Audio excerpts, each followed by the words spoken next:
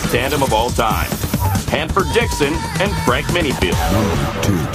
Actually, I'd probably put him number one, to be honest with you, because I played him so much every year, twice a year. The Browns burn Cincinnati on the bomb on the very first play. Two guys that a tremendous amount of impact. When you talked about the Browns defense, you began with Minifield and Dixon. It was pick your poison. Oh, my. What's an offense going to do when you've got a shutdown corner on each side?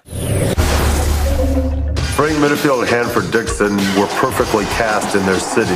Not only great corners, but tough guys.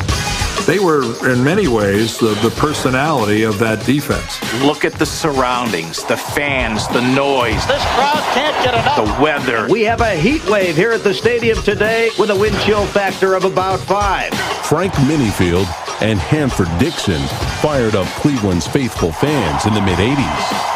Then named them. They're the ones that really started what became known as the dog pound. It was after one game, Hanford said, I think we got a dog pound out there in the bleachers. Right in front of the dog pound. The dog pound, those people were fanatics. Kind of make the hair stand up on the back of your neck. Between them and the dog pound, one of the most difficult places and teams to play against. The pulse of the dog defense was the best set of corners in the game. All-pros Frank Minifield and Hanford Dixon. They're obviously, as a unit, the best in the National Football League. Firing on the right side, intercepted.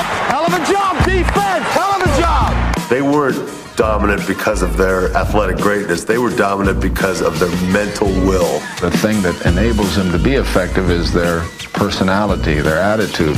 There's no doubt about it that the Cleveland Browns possess the two best cover guys in the game. We are complete corners. We hit, we run, we tackle, we can do it all.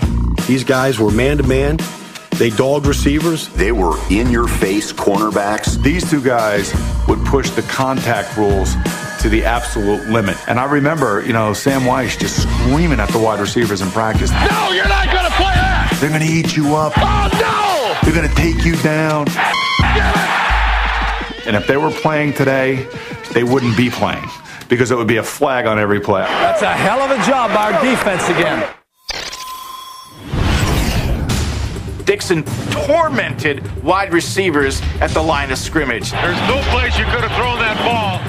In 1987, only 7 passes were thrown in the direction of Hanford Dixon. From 1986 to 1988, Dixon was a regular in Honolulu. And each one of those years, Frank Minifield joined him. Firing on the right side, intercepted. I think there's definitely some competition going on between the two of us. I think that I'm a pretty good cornerback, and Frank thinks he's the best thing since Superman. Minifield also thought in the third person. I think that Frank Minifield has the ability to think that he is never in a situation where he's not going to win. Hell of a job, Minnie! You would have had to see them play every week of the season to know how good they were. They are the only tandem in NFL history to attend 3 Pro Bowls together. That's how good they were, and they were the center of the Browns defense. So why are Dixon and Minifield only number 2? 2 words: the drive. And the Broncos are 98 yards away from where they need to go. If you don't win it all, you're a failure. They came up short in the playoffs. Maybe their legacy isn't what it should be. Here's the problem with the drive. Marty decided we're only going to rush 3 guys against John Elway.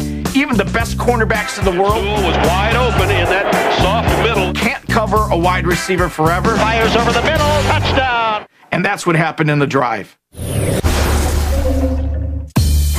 They were 2 of the best covered cornerbacks in the history of the National Football League. Intercepted. Frank Minifield. Thinking about cornerback tandems, I would put them right at the top. Coming up, who will win the label number 1 cornerback tandem of all time? There's not 2 that I can think of who would be better. Before we unveil our number 1 cornerback tandem of all time, here's the rest of the top 10.